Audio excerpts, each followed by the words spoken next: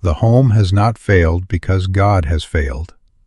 The home has not broken down because the foundation of Christ is weak. No, you see, the tragedy in many Christian homes is this: love has been confessed, but it has not been enthroned. Love has been sung about in the assembly, prayed about at the altar, read about in 1 Corinthians 13. But when the door of the house closes and the pressure of daily life begins, love has not been permitted to rule as law. There are homes where prayer lives in one room and resentment governs another. There are homes where the Bible lies open on the table, but sharp words cut the children before breakfast is over. There are homes where husband and wife have knelt together before God, and yet at night there is that cold silence, that wall of injured pride, that awful stillness where fellowship ought to be. There are little children learning fear when they ought to be learning the Father. They hear tones that make their spirits shrink. They see mother and father keeping accounts of wrongs, remembering yesterday's wound, measuring today's failure, waiting for a chance to answer again. Can you see what that means? The child does not first learn God from a theological book. He learns him from the law that rules the home. If anger rules, he imagines authority as anger. If coldness rules, he imagines holiness is cold. If fault-finding rules, he imagines righteousness is accusation. But if the Jesus kind of love rules, then the child grows up in an atmosphere where the Father is interpreted to his little heart before he can understand doctrine. Now the human way is always to argue more. The husband says, "If I can only explain my side," the wife says, "If he would only see what he has done." The father says, "If these children would only obey." The mother says, "If someone would only understand the load I carry." And so there is more explanation, more self-defense, more blame, more reasoning born of sense knowledge, more effort to win the case. But the home is not restored by one will defeating another. The home is not healed because someone wins the argument. The home is healed when every will in it bows to the love law. In this new covenant there is one law and one word: love. Love worketh no ill to his neighbor, therefore love is the fulfilling of the law. That means love works no ill to a husband, love works no ill to a wife, love works no ill to a child, love works no ill with the tongue, no ill with money, no ill in correction, no ill in the bedroom, no ill at the table, no ill in the hour of weariness. Every step out of love is a step into trouble. Every word out of love is a seed of sorrow. Every act out of love builds a little chamber where bitterness can live. But this love is not mere natural affection. Natural affection may be warm today and wounded tomorrow. Romance may sing in the springtime and grow silent under bills, sickness, disappointment, and the monotony of duty. Family loyalty may defend its own in public and devour its own in private. Personality softness may avoid conflict and yet never carry the burden of another. No, this is higher. This is the Jesus kind of love. This is the love that came from the Father. This is the love that washed feet, forgave enemies, bore sin, spoke truth with tears in its voice, and never sought its own. God is love. And when the home receives God's way of living, love is no longer an ornament in the house. Love becomes government. Love takes the chair at the breakfast table. Love stands guard over the tongue. Love enters the place where correction is given and says, "You shall not break the spirit of the child while you are training his conduct." Love enters the handling of money and says, "Fear shall not make you cruel." Love enters the marriage chamber and says, "Selfishness shall not be Lord here." Love enters the evening silence and says, "Pride shall not keep these two apart." Can you imagine what it would mean if love were not merely believed in the home, but enforced there? What it would mean if every hard word had to answer to love before it crossed the lips?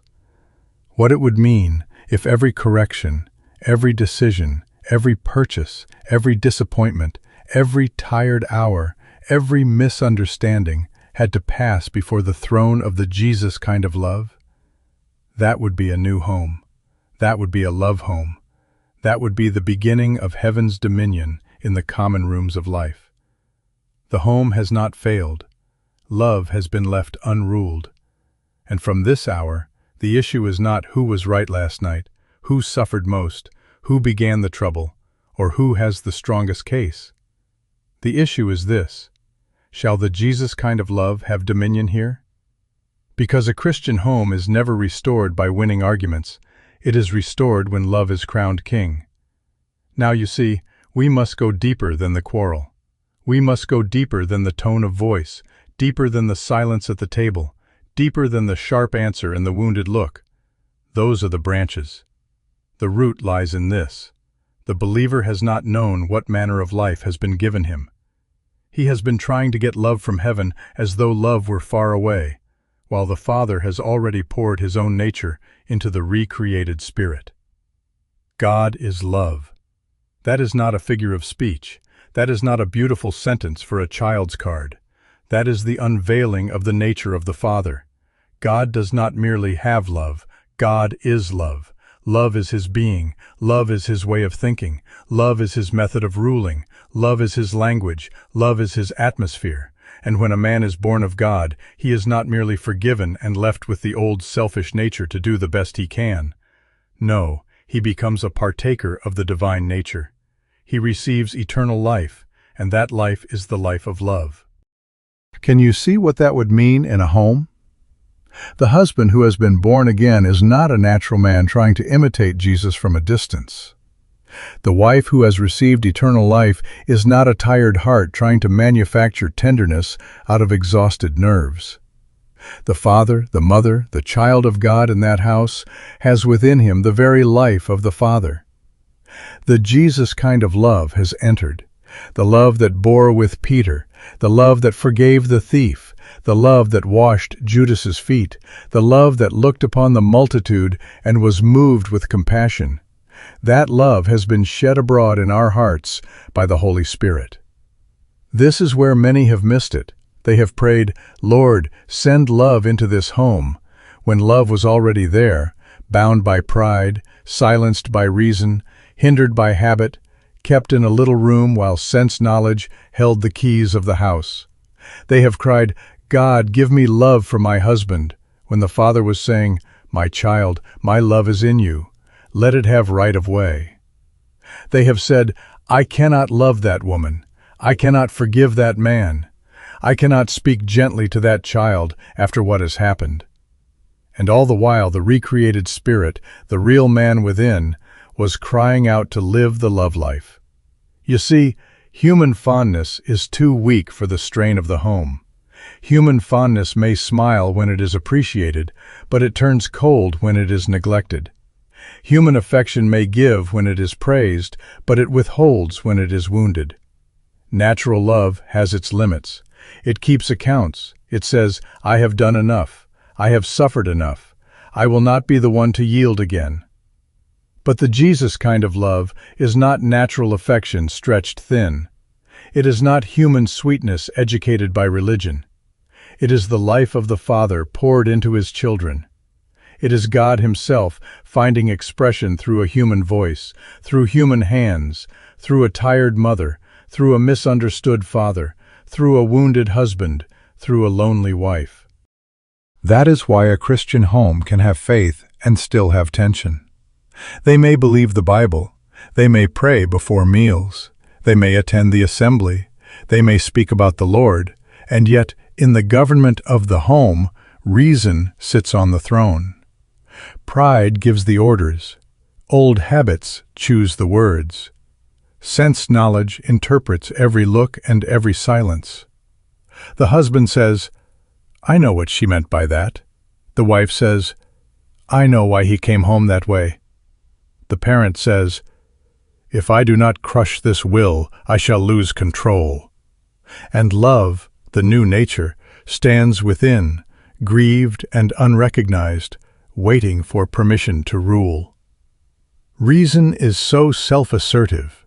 Sense knowledge is so ready with its evidence. It brings yesterday's wound, last month's disappointment, the unpaid bill, the forgotten kindness, the neglected duty, and lays them all before the mind as though they were the court of final appeal. But the believer is not called to live by sense knowledge. He is called to live from the recreated spirit. He is called to let the love nature dominate his mind, his tongue, his reaction, his memory, and his judgment. The old way says, protect yourself. Love says, give yourself. The old way says, answer quickly. Love says, let no corrupt communication proceed out of your mouth. The old way says, make them feel what they have done. Love says, Father, forgive them. What it would mean if a mother awakened in the morning and said, the love of God is in me today for this house. What it would mean if a father stood before his work, his weariness, his bills, his responsibilities, and said, I am not alone. The Father's own nature is in me, and that nature shall govern this day. What it would mean if a husband, when the sharp word rises, knew, that is not my Lord. The Jesus kind of love is my Lord. What it would mean if a wife, when the cold silence tempts her, whispered in her spirit, God is love, and I am born of God, and I will not let pride speak for me. This does not make the home weak. This makes the home strong. Love is not a frail sentiment sitting in the corner with tears in its eyes. Love is the mightiest force in the universe, because God is love. Love created redemption. Love conquered sin. Love broke the dominion of death. Love raised Jesus from the dead, and that love has entered the believer. The same love that met man's deepest ruin can meet the pressure of the kitchen, the weariness of the evening, the misunderstanding in marriage, the rebellion of a child, the anxiety over money, and the memory of old wounds. So we are not asking God to begin something He has not begun. We are recognizing what He has already done. The lover has come into us. The love life is there. The love law is written upon the heart. The new creation is a love creation. We are sons and daughters of love. We are not common men and women trying to reach up to a high commandment. We are children of God, learning to let the Father's nature act normally through us. Now the question changes. It is no longer, have I love? If you are born of God, the love nature is in you. It is no longer, can I love? You can, because His nature and ability are in you. The question is, will you let love speak when pride wants the tongue? Will you let love yield when reason demands the throne? Will you let love forgive when memory pleads its case? Will you let love bear, love believe, love hope, love endure, until the atmosphere of the home is changed? The home waits for the sons of love to act like sons of love. The children wait to breathe the air of the Father. The marriage waits for the new nature to be given its rights. The table waits. The bedroom waits. The morning waits. The weary hour waits. And from this moment, we are going to stop treating love as though it were absent. We are going to give the love within us the right of way. Now, if the love nature is in us, then the love law must be over us. You see, a nature without a law of conduct is like a king without a throne. It is present, but it does not govern. And the Father has not given us His life in order that we may live in the home by the old law of temper, the old law of retaliation, the old law of injured pride, the old law of, I will speak because I feel it. No, in this new covenant there is one domestic law, one household law, one law for the breakfast table and the marriage chamber and the nursery and the sick room and the weary hour. It is love. Romans 13:10 says, Love worketh no ill to his neighbor, therefore love is the fulfilling of the law. Now bring that out of the printed page and put it in the house. Love worketh no ill to a wife. Love worketh no ill to a husband. Love worketh no ill to a child whose little spirit is tender and easily bruised. Love worketh no ill to an aging parent whose steps are slow and whose mind may be tired. Love worketh no ill to a wounded relative who has brought sorrow into the family and yet is still within reach of mercy. Love works no ill with the tongue. Love works no ill with silence. Love works no ill with money. Love works no ill with correction. Love works no ill in disappointment. Love works no ill when the body is weary and the nerves are worn. Can you see the searching power of that? Every act in the home must answer one question. Does this work love, or does this work ill? That sarcastic reply, does it work love, or does it work ill? That slammed door, that little explosion of self-will, does it work love, or does it work ill? That apology you are withholding because you want the other one to suffer a little longer, does it work love, or does it work ill? That cold correction you give to a child, not to train him but to relieve your own irritation, does it work love, or does it work ill? That private contempt you cherish in your heart while your face remains religious, does it work love, or does it work ill? Every step out of love is a step into trouble. It may not look like trouble at first. It may look like strength. It may look like justice. It may look like self-respect. Sense knowledge will defend it and say, you had a right to answer that way. You had a right to withdraw. You had a right to make them feel it. But love says, did you work ill? And if you worked ill, you stepped outside the law of the new covenant. You stepped into the old realm where selfishness rules and sorrow multiplies. You may win the argument there, but you lose the atmosphere. You may prove your point there, but you wound fellowship. You may silence the child there, but you do not reveal the Father.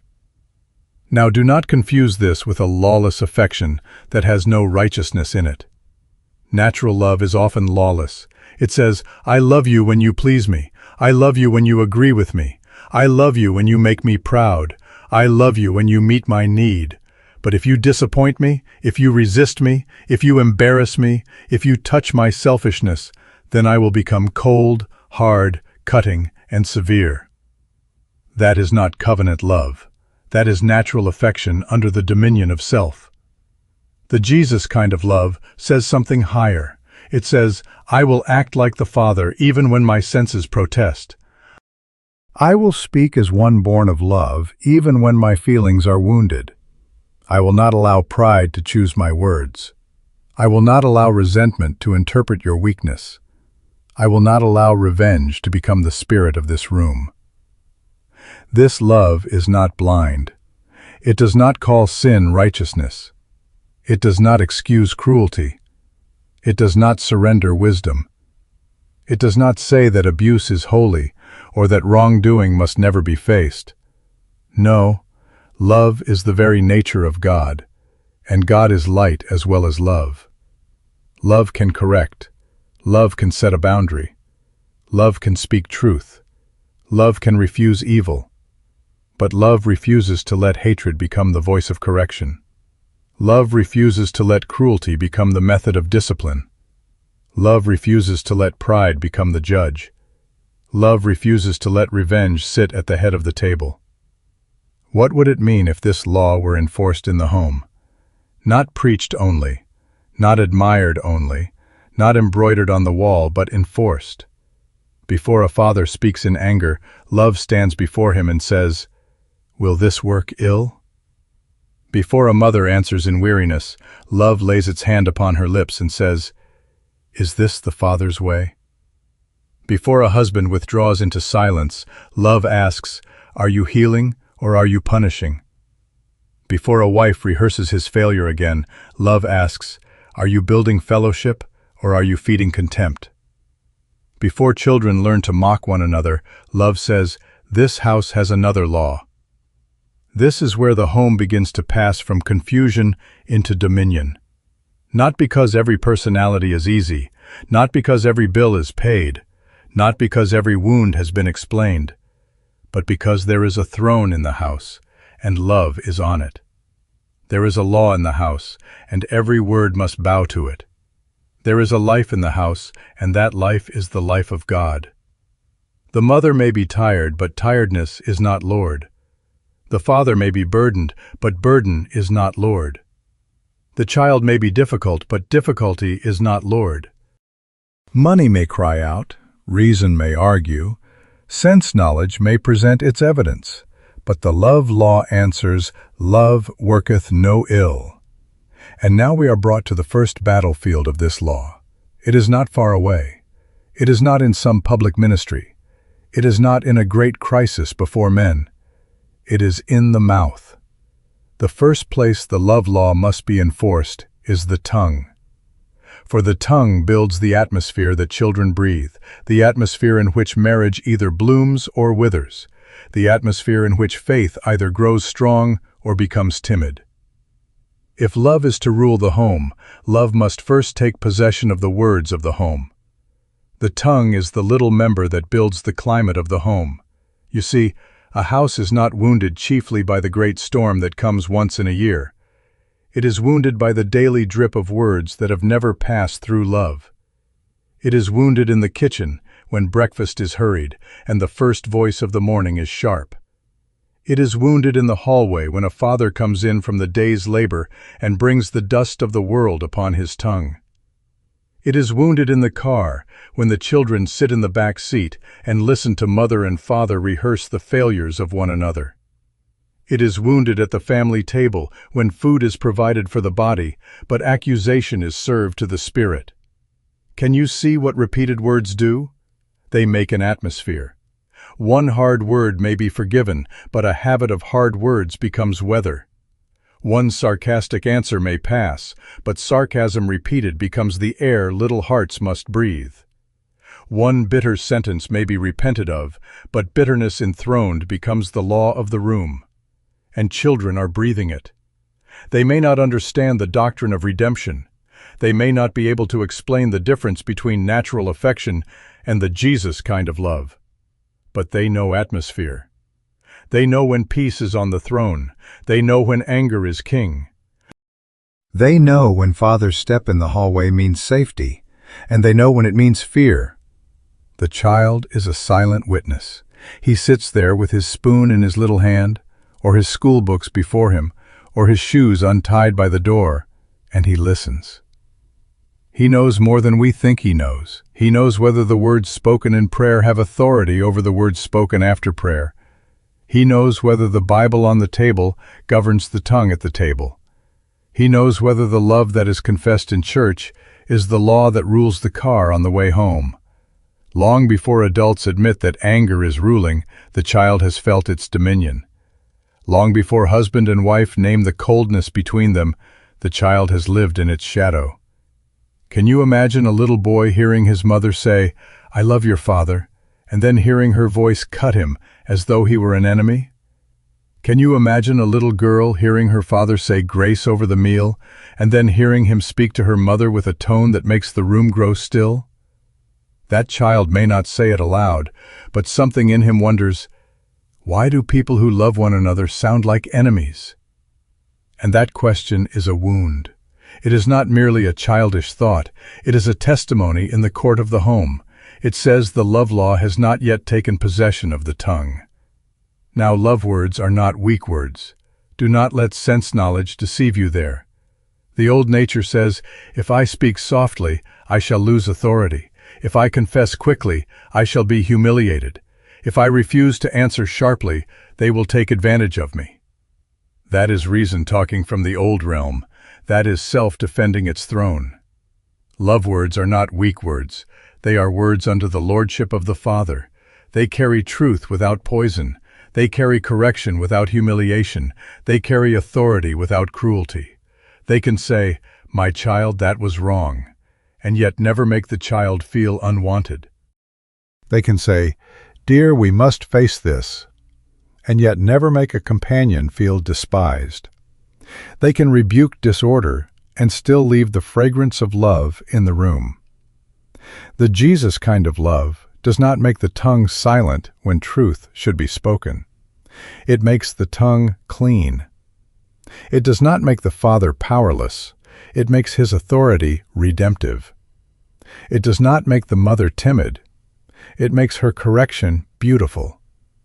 It does not make the husband unable to lead. It makes his leadership gentle enough for fellowship and strong enough for righteousness. It does not make the wife unable to speak. It makes her speech a ministry of life and not an instrument of punishment. What would it mean if the first victory in the house were won in the mouth? What would it mean if, before pride takes possession of the room, love took possession of the tongue? The quarrel begins to rise. Reason gathers its witnesses. Memory opens its book. The old family habit says, defend yourself, explain yourself, strike back, do not yield first. But the recreated spirit rises within and says, give love right of way. And then there comes that sentence, simple, beautiful, mighty enough to break the back of a quarrel. Forgive me, I should not have spoken that way. There is more power in that sentence than in an hour of self-defense. Forgive me, I should not have spoken that way. That is not defeat, that is love taking the throne. That is not weakness, that is the new creation refusing to let the old nature govern the atmosphere. A husband can say it, a wife can say it, a father can kneel by the chair of a little child and say it. A mother can lay her hand upon the head of her son or daughter and say it. And when that sentence is spoken in sincerity, a window opens in the house, the air changes, the child sees that love is not merely a word, love is law. Love judges even the parent. Love governs even the strong. Love has rights over everyone. You see, the old family habit is to defend the self until fellowship bleeds. The new creation habit is to give love right of way before reason has finished its speech. The old habit says, I was tired. Love says, but did I work ill? The old habit says, they provoked me. Love says, but did my words reveal the Father? The old habit says, that is just the way our family talks. Love says, you are born of God now. There is a new way. There is a love way. There is love's language. And when love's language begins to rule the kitchen, the hallway, the car, and the family table, the home begins to change. Not all at once, perhaps, but surely. The children begin to breathe easier. The walls seem less heavy. The evening loses some of its dread. Faith finds room to grow. Prayer is no longer contradicted by the next angry sentence. The home becomes a place where words heal, train, strengthen, and cleanse. But the atmosphere of the home is seldom determined by the children first. It is usually determined by the covenant conduct of husband and wife. The tones that fill the house often begin in the marriage. The peace that shelters the children often flows from the fellowship of the two who stand at the head of the home. And so now love must move from the tongue into the covenant itself. For marriage is not healed when one will defeats another. Marriage becomes a throne room when both wills bow to the dominion of love. Marriage is one of the holiest fields in which the Jesus kind of love is called to prove its authority. You see, marriage was never intended to be a contest of temperaments, a long battle between two wills, two memories, two histories, two wounded prides, each trying to win the right to rule the room. Marriage is covenant. Marriage is fellowship under God. Marriage is two lives brought into one household where love is to sit upon the throne and give law to every word, every plan, every correction, every touch, every silence, every dollar, and every burden. Can you imagine what it would mean if a husband and wife stopped asking, who is right, long enough to ask, is love ruling? Can you imagine what it would mean if they stopped measuring one another by yesterday's failure and began to measure every reaction by the love law? The trouble in many Christian marriages is not that there is no Bible in the house. It is that the Bible has not been allowed to judge the tone of the marriage. It is not that prayer has wholly departed. It is that prayer has not been allowed to reign over the private spirit of husband and wife when they are alone together. There is scorekeeping. I did this, and you did not do that. I yielded last time, and now you must yield. I have carried more. I have suffered more. I have given more. That is not love's arithmetic. That is selfishness with a ledger. There is emotional withdrawal, that cold little room where one goes and shuts the door of the heart, saying, I will not fight, but I will not give myself. There is financial suspicion, where money becomes a weapon and fear sits beside the account book.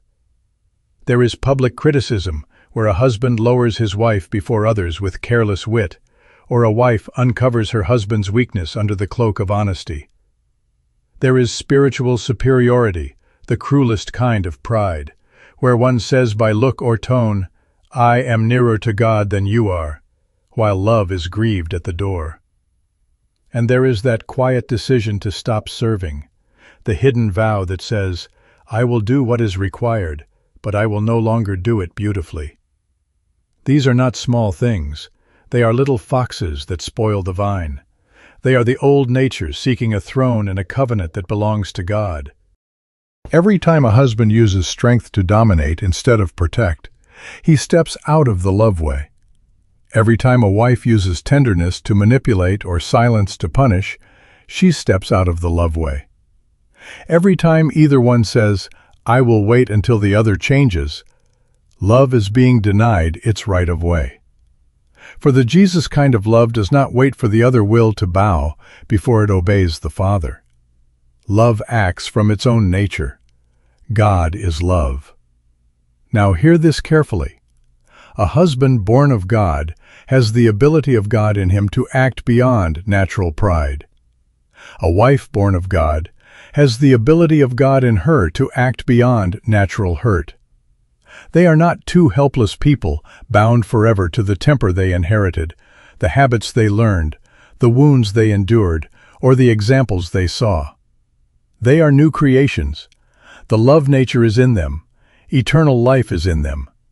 The same Spirit that raised Jesus from the dead dwells in them. And if that Spirit can make the mortal body alive, He can make a marriage alive. If the Father's love could meet sin at the cross, it can meet resentment at the breakfast table. If love could forgive enemies, love can forgive a companion. If love could bear the contradiction of sinners, love can bear the pressure of a weary evening. You see, in a love-governed home, the husband is not a king by domination, and the wife is not a queen by control. They reign by serving under the King of love. The throne in that house does not belong to male pride or female pride. It belongs to the lordship of love. The husband's strength becomes shelter. The wife's wisdom becomes warmth. Their authority becomes ministry. Their union becomes a covering. The children, the little subjects in that home, do not tremble under tyranny, and they are not left to wander in disorder. They are kept safe beneath two wills that have bowed to a higher will. That is why submission to love must come before every argument about authority. Where love is not enthroned, authority becomes harshness or fear. Where love is not enthroned, submission becomes resentment or bondage. But where love rules, authority becomes service, and strength becomes protection, and yielding becomes beautiful, and leadership becomes a ministry of life. The husband does not say, I am head, therefore I may crush. He says, I am under Christ, therefore I must love as Christ loved. The wife does not say, I will yield because I am less. She says, I am born of God, therefore I will walk in love with dignity and power. Both stand before the love law, and both are judged by it. Reason will fight this. Sense knowledge always fights love in marriage. Reason says, defend yourself. Memory says, strike back. Do not forget what was said. Do not forget what was done. Fear says, withdraw. Protect your heart. Give no more than you must. Pride says, wait until they confess first. But the recreated spirit says, walk in love. The recreated spirit says, give love right of way. The recreated spirit says, do not let the sun go down upon your wrath. The recreated spirit says, love worketh no ill. And the moment a husband or wife obeys that inward witness, heaven gains ground in the house. What would happen if a husband came home and, before he opened the door, said, Father, I am a love man. I will not bring the bitterness of the day into this covenant. What would happen if a wife, before she answered the careless word, said in her spirit, I am a love woman. I will not let wounded pride choose my voice. What would happen if both could sit at the table and say, we are not enemies, we are covenant people. We are not here to defeat one another. We are here to let love defeat selfishness in us. That would be the beginning of a throne room.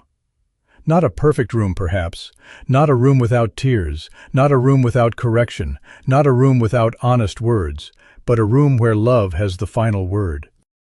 A room where no one is allowed to use truth as a whip. A room where no one is allowed to use silence as a prison. A room where money must serve fellowship and not suspicion. A room where public speech protects private honor. A room where prayer and conduct kiss one another. And the children will learn it. They will not learn love first from lectures.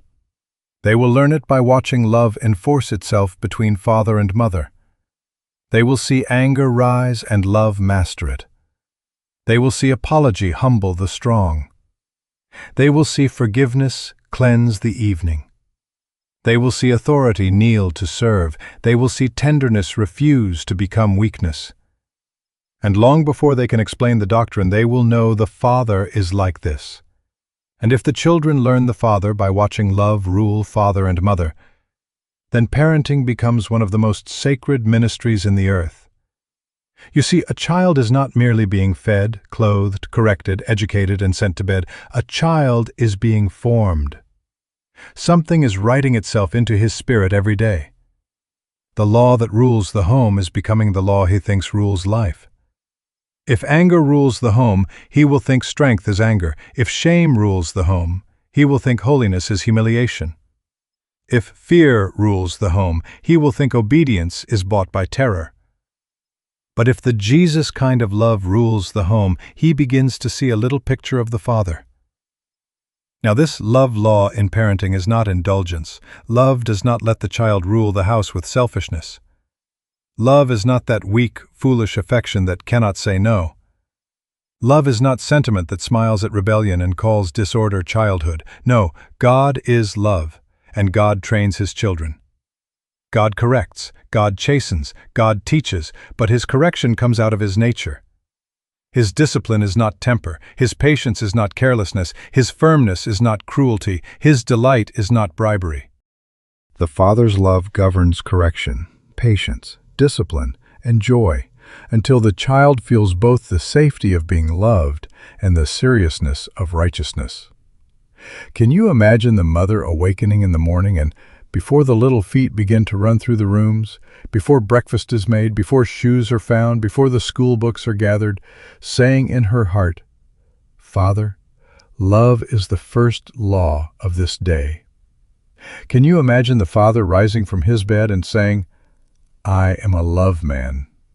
I will not let hurry choose my tone. I will not let pressure choose my face.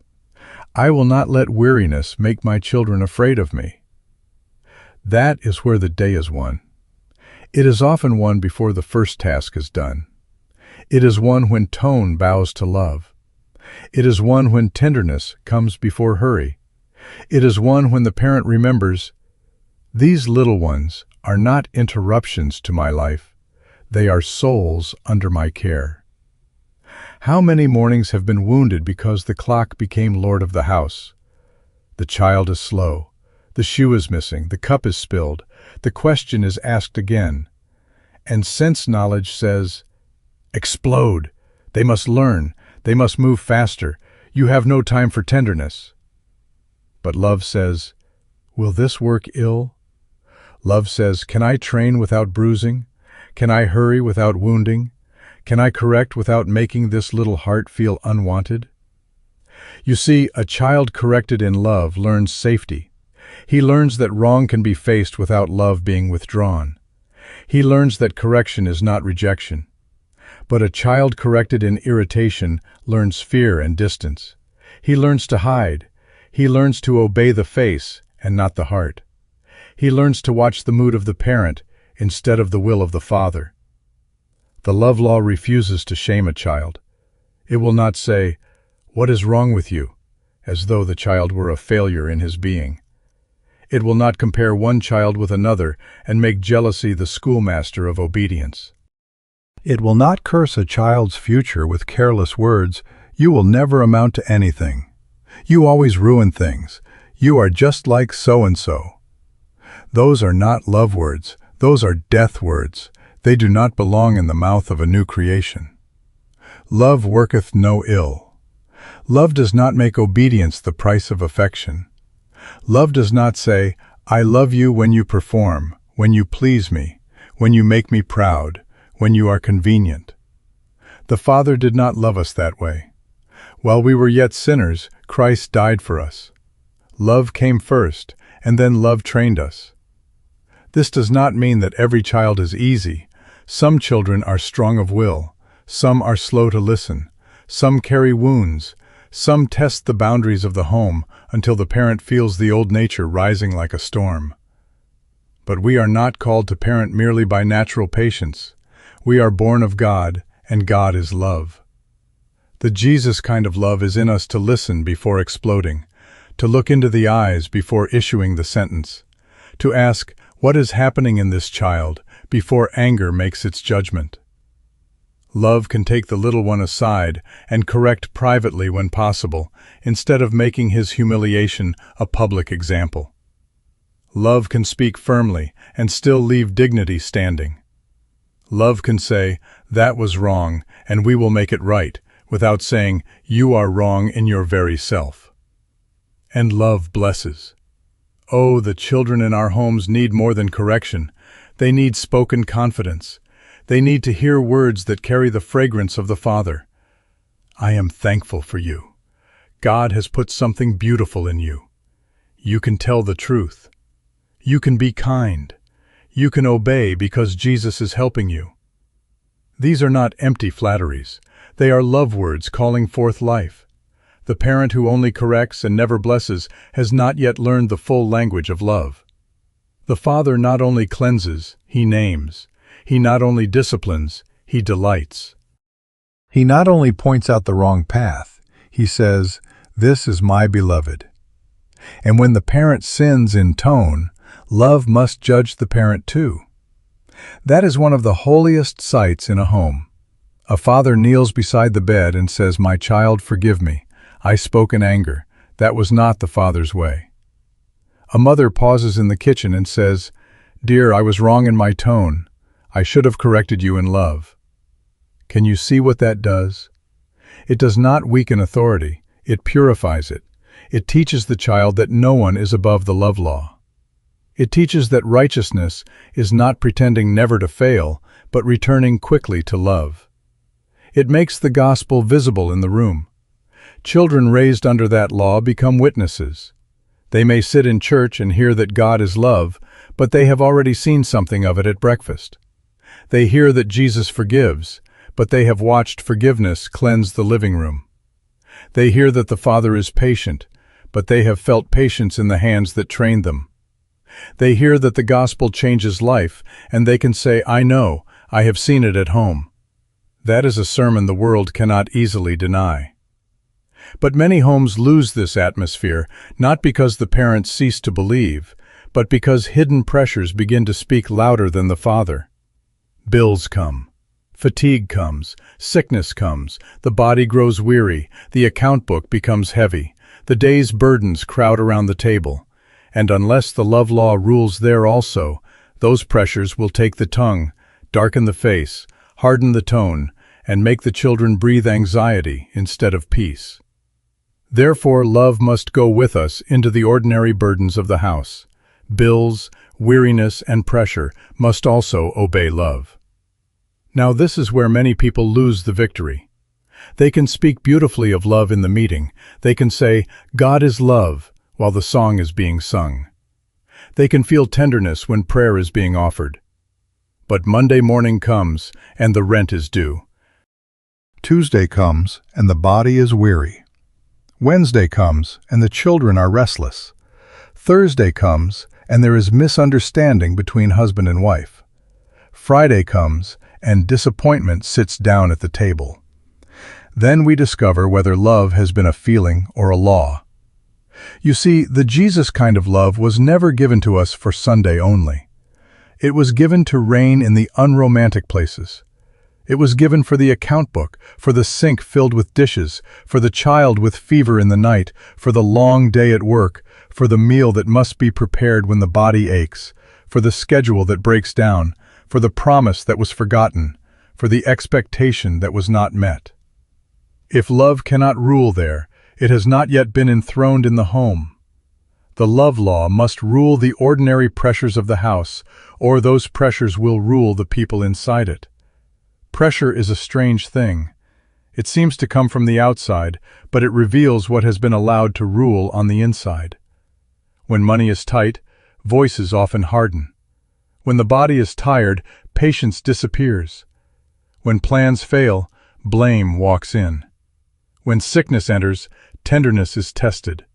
When there is too much to do and not enough strength to do it, selfishness says, "Let everyone feel how much I am carrying."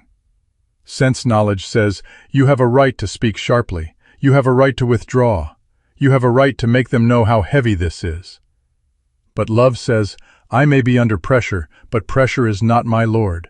Weariness is not my law. Lack is not my master. God is love, and I am born of God." Can you imagine what it would mean if the bills in the house had to obey love? Not that love pretends they are not there. Love is not foolishness. Love faces the rent, the debt, the grocery list, the repair, the medicine, the school need. But love will not let fear use those things to poison the atmosphere. Love will not let the account book become a throne for accusation. Love will not say, "This is your fault," merely because anxiety wants a victim. Love will sit down and speak truth without contempt. Love will plan without panic. Love will sacrifice without bitterness. Love will give without making its giving a sermon of self-pity. There is a beautiful giving in the home that few people ever see. It is not always the large gift. Sometimes it is the last portion placed on another's plate without announcement. Sometimes it is the tired husband washing the dishes because love saw the weariness in his wife's face. Sometimes it is the wife who serves quietly and does not make the whole house pay emotionally for her sacrifice. Sometimes it is the older child taking the little one by the hand and helping without being praised. Sometimes it is a family sharing the half loaf with joy because love has made giving beautiful. Oh, there is a giving that blesses, and there is a giving that burdens. There is a service that refreshes, and there is a service that says, "See how much I suffer for you." That is not the love way. Love does not make its sacrifice a chain around another's neck. The home cannot be called Christian while selfishness writes the rules for money, time, tone, and service. We may have Christian pictures on the wall, and Christian books on the shelf, and Christian songs in the air. But if selfishness decides who gets rest, who gets honor, who gets blamed, who gets served, and who must always carry the hidden load, then love has not yet been given its rights. In this new covenant, there is only one domestic law, and that law is love. Love worketh no ill. Love does not work ill with money. Love does not work ill with schedules. Love does not work ill with exhaustion. Love does not work ill when expectations are unanswered. What would happen if a husband came home from his labor and stopped at the door long enough to say, "I will not unload bitterness into this home. I may be tired, but I am a love man." He may have been mistreated. He may have carried burdens all day. He may have had words spoken to him that cut deeply, but he is not compelled to bring those weapons into the living room. He can enter with quiet strength. He can let his first look bless his wife and children instead of warning them. He can say, "Father, let love govern my face before I speak." What would happen if a wife, under the pressure of 100 unfinished things, said in her spirit, "I will not speak with contempt. I am a love woman. I will ask for help without accusation. I will tell the truth without poison"? What would happen if the teenager, awkward, moody, and uncertain, were answered without ridicule? What would happen if the elderly parent, slow in body and repeating the same question again, were honored without resentment? Can you see it? The home would begin to have dominion over pressure, instead of pressure having dominion over the home. This does not mean that no one rests. Love is not abuse of the body. Love is not one person carrying everything while others remain selfish. Love teaches the house to bear one another's burdens. Love calls the idle into service. Love trains the careless to see. Love says, "We belong to one another under God." But love does even correction in the love way. It does not humiliate the weary. It does not mock the weak. It does not use duty as a whip. It brings order with tenderness and strength with fragrance. And here is where love will often look weak to natural reason. Reason says, if you do not make them pay, they will never learn. If you do not show your displeasure, they will not know your pain. If you serve quietly, no one will value you. If you answer gently, you will be defeated. But the recreated spirit knows another kind of victory. Love wins by refusing the weapons of darkness. Love wins by not letting fear choose the tone. Love wins by bearing without becoming bitter, giving without becoming proud, correcting without becoming cruel, and serving without becoming a martyr in spirit. That is the beginning of the cross in the home. Love appears to lose when it refuses revenge. Love appears weak when it will not answer injury with injury. Love appears helpless when it will not use sarcasm, silence, contempt, or accusation. But do not be deceived by sense knowledge. The cross also looked like defeat. The lamb looked weak. Love looked beaten.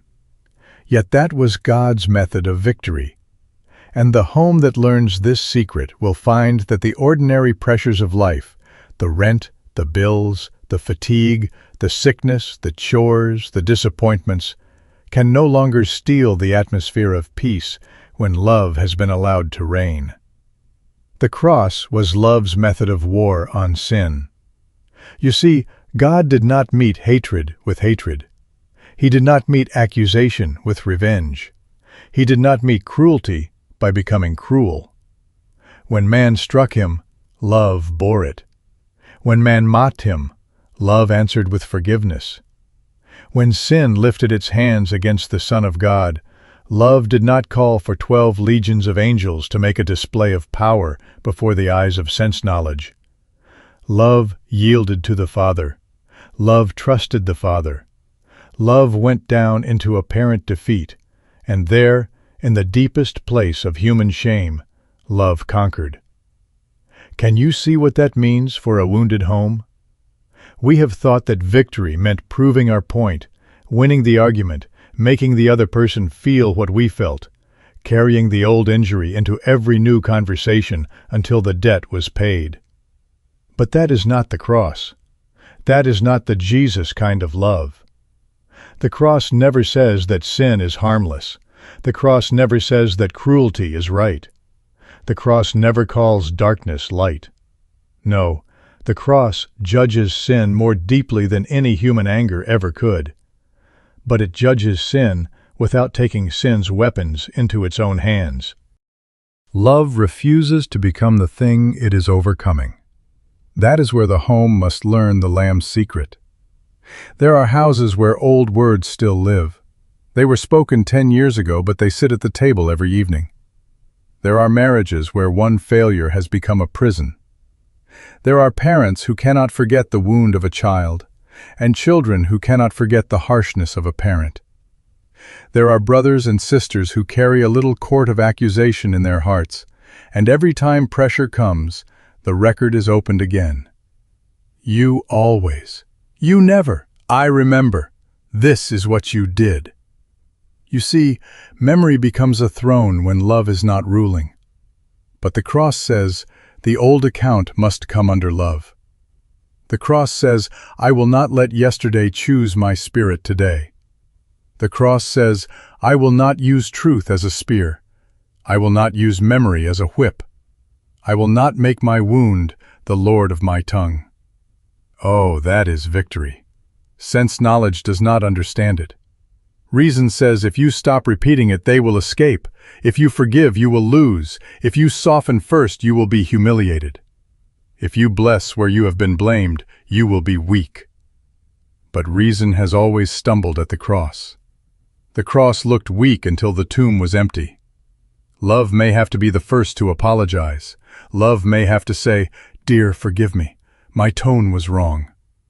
Love may have to go into the room where pride has locked the door and say, "I have been cold. I have been hard.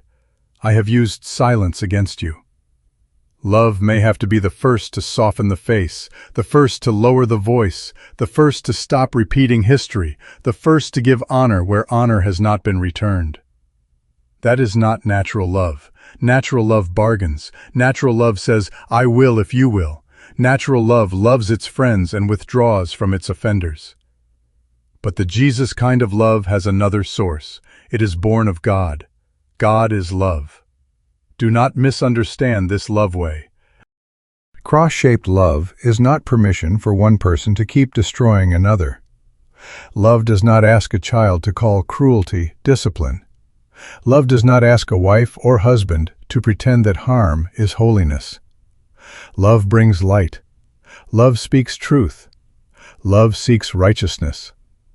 Love may require help, order, repentance, boundaries, and the protection of the weak. But love will not let bitterness sit on the throne while righteousness is being sought. Love will not let retaliation dress itself in the garments of justice. Love will not say, "Because I was hurt, I now have the right to wound."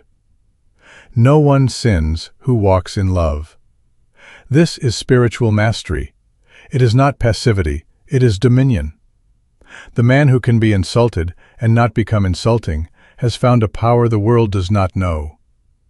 The woman who can correct without contempt has entered the love life. The parent who can discipline without anger's poison is walking in the Father's way. The child who can answer softly when blamed unjustly has learned something of the Lamb. Love is not conquered because it refuses revenge. Love is not defeated because it bears. Love is not helpless because it forgives. Love never faileth. Can you imagine a home where the Lamb's way begins to overthrow years of strife? Not all at once, perhaps, not by one beautiful speech and then no more testing, but one yielded act at a time. One harsh word swallowed before it is born.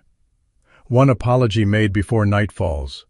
One memory laid at the feet of Jesus. One blessing spoken where accusation was expected. One hand placed gently where distance had been ruling. One prayer breathed in the kitchen, "Father, let love reign here." The atmosphere would begin to change. The unseen powers of bitterness would lose their hold. The children would feel it. The marriage would feel it. Even the walls would seem to breathe another air. This is not poetry. It works. The cross is the wisdom of God and the power of God. What looked like weakness broke the authority of sin. What looked like defeat opened the way to resurrection. And the same love that conquered there has been shed abroad in our hearts by the Holy Spirit.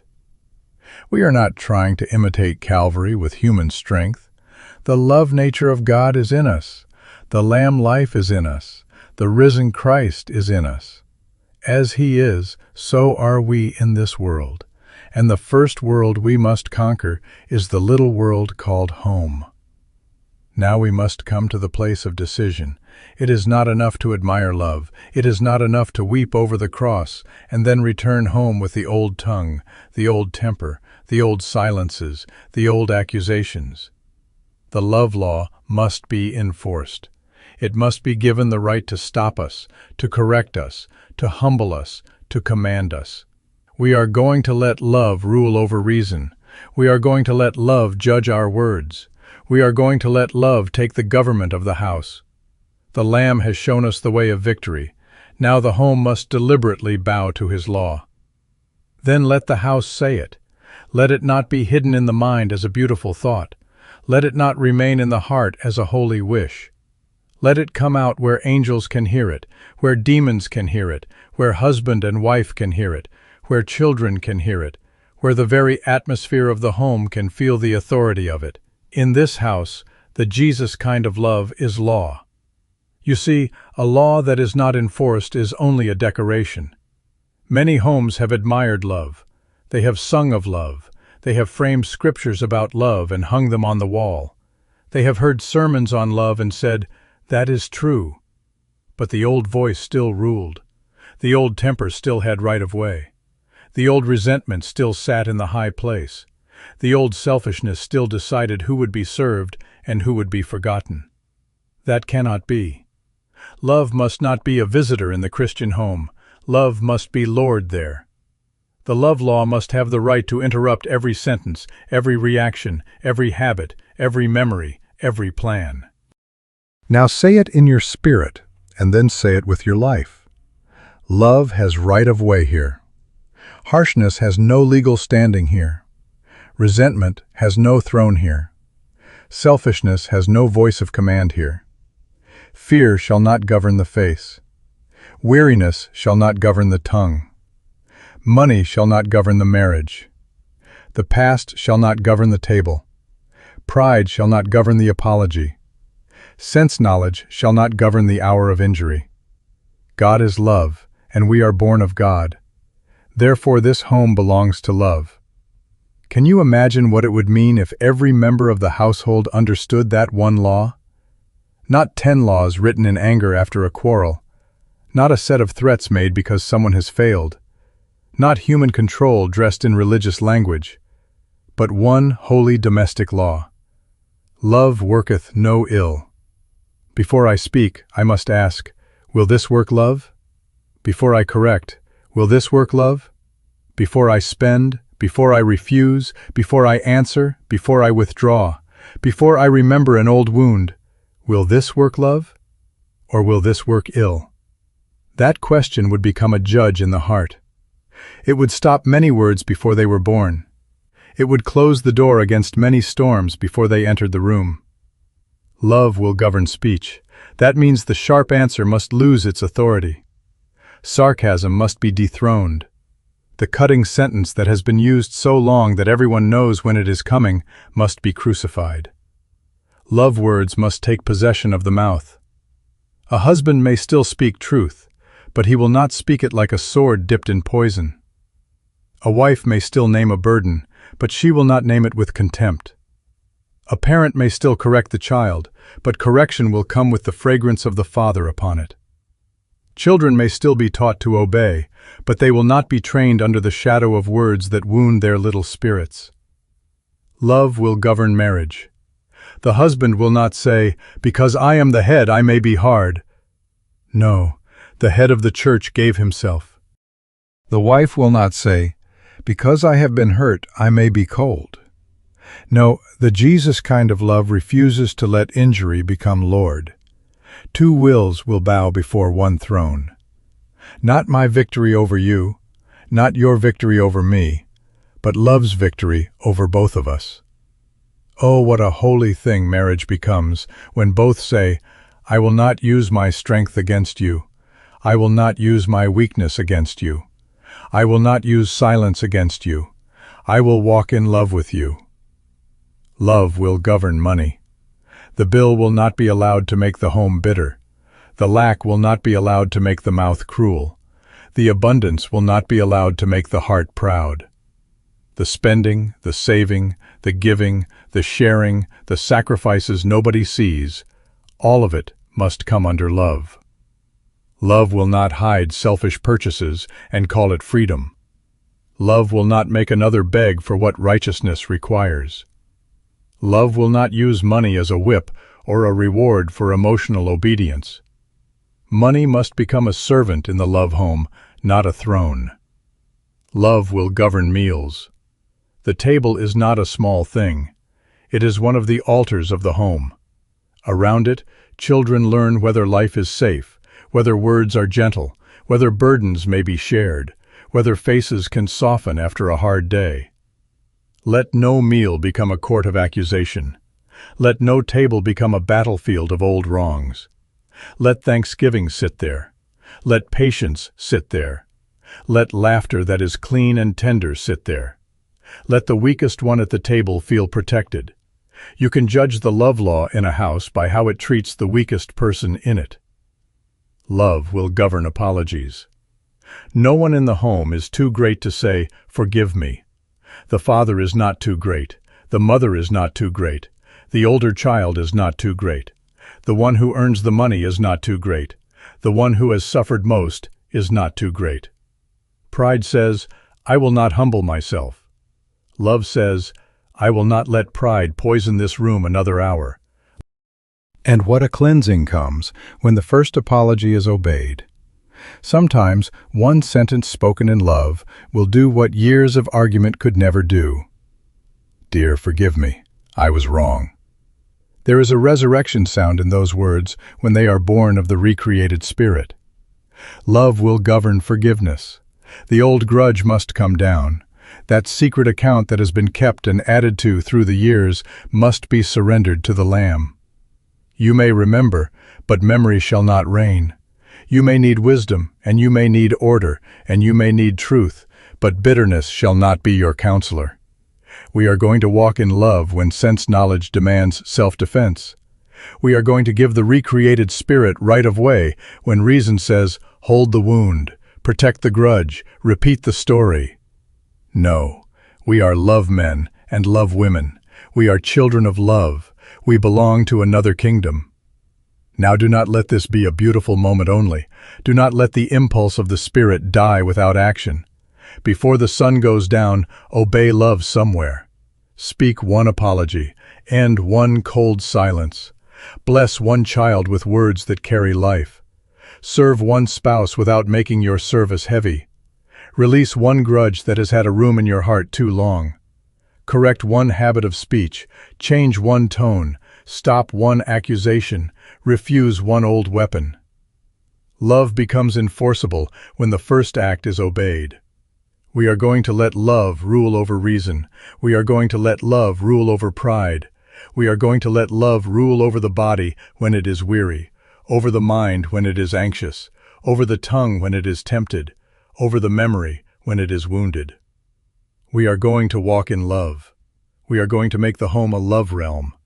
We are going to give the Lamb his rights in the kitchen, in the bedroom, in the nursery, in the account book, in the doorway, at the table, in the hour of correction, in the hour of forgiveness.